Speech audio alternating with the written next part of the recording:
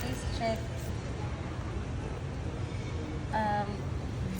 Milk tea. Try namin tong milk tea na Happy Lemon.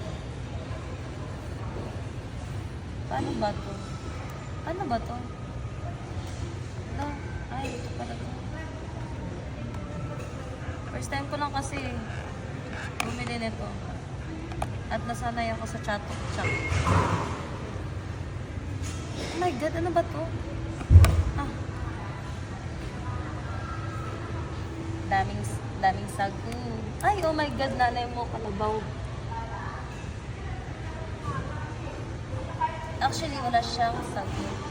Nagpa-add-ons lang ako. Ang flavor niya is, hindi ko alam kasi yun. Sarap. Ang sarap. Kalasa niya yung Okinawa na Chatok Chak. Bestseller and promo. 85 pesos only. Happy ako sa purchase ko. Look at that. At ang sarap ng sago. Okay, bye-bye.